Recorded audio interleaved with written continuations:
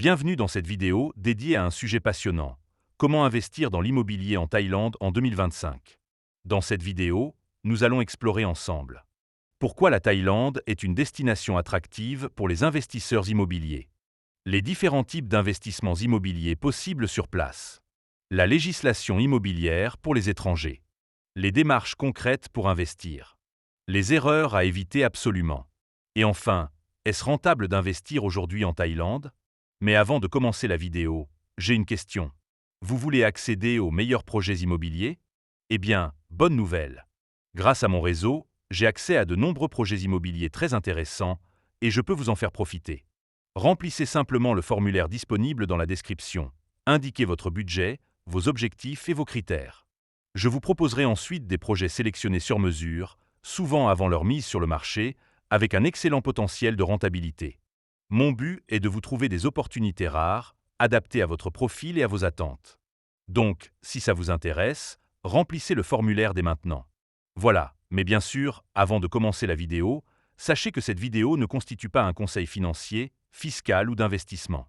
Il s'agit d'une information générale basée sur mon expérience personnelle. Faites toujours vos propres recherches et consultez un professionnel avant de prendre une décision d'investissement. Commençons par comprendre pourquoi la Thaïlande est une destination particulièrement intéressante pour investir dans l'immobilier. La Thaïlande offre une combinaison attrayante de facteurs: une économie en croissance, un coût de la vie abordable, une culture riche et une forte attractivité touristique. Ces éléments contribuent à une demande constante en logement, tant pour les résidents que pour les touristes. De plus, certaines régions, comme Bangkok, Phuket ou Chiang Mai, présentent des opportunités d'investissement intéressantes avec des rendements locatifs attractifs et une valorisation potentielle des biens. Passons maintenant aux différents types d'investissements immobiliers possibles en Thaïlande. Vous pouvez investir dans l'achat de condominiums, qui sont des appartements en copropriété.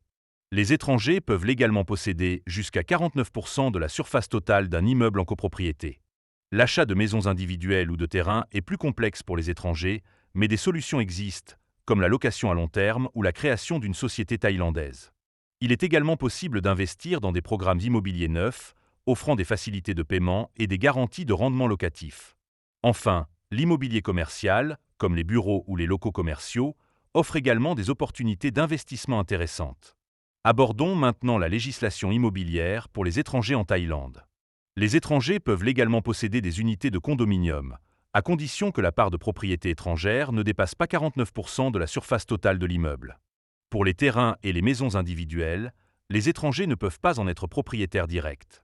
Cependant, des solutions existent, comme la location à long terme, généralement de 30 ans renouvelable, ou la création d'une société thaïlandaise avec une majorité d'actionnaires thaïlandais. Il est essentiel de bien comprendre la législation locale et de se faire accompagner par des professionnels pour sécuriser votre investissement. Voyons maintenant les démarches concrètes pour investir dans l'immobilier en Thaïlande. Tout d'abord, définissez clairement vos objectifs d'investissement et votre budget. Ensuite, choisissez la région et le type de bien qui correspondent à vos critères. Faites appel à un agent immobilier local expérimenté qui pourra vous accompagner dans la recherche et l'acquisition du bien. Il est également recommandé de consulter un avocat spécialisé en droit immobilier pour sécuriser la transaction. Enfin, prévoyez les démarches administratives et fiscales nécessaires, comme l'obtention d'un numéro d'identification fiscale et l'ouverture d'un compte bancaire en Thaïlande. Il est important de connaître les erreurs courantes à éviter lors d'un investissement immobilier en Thaïlande. Ne pas se renseigner suffisamment sur le marché local peut entraîner des investissements peu rentables. Négliger les aspects fiscaux et juridiques peut engendrer des complications et des coûts supplémentaires. Faire confiance à des intermédiaires peu fiables ou non qualifiés peut compromettre la réussite de votre projet. Il est donc essentiel de bien s'entourer et de se former avant de se lancer. Terminons par la question de la rentabilité. Investir dans l'immobilier en Thaïlande en 2025 peut être une option rentable. Les rendements locatifs varient en fonction des régions et des types de biens, mais ils peuvent être attractifs, notamment dans les zones touristiques. Cependant, il est important de bien analyser le marché, de choisir des emplacements avec une demande locative solide et de prendre en compte les coûts liés à la gestion et à l'entretien des biens. Merci d'avoir suivi cette vidéo jusqu'à la fin.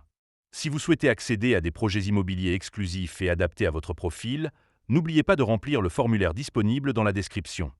Et si vous avez aimé cette vidéo, pensez à vous abonner à la chaîne et à activer la cloche pour ne rien manquer des prochaines publications.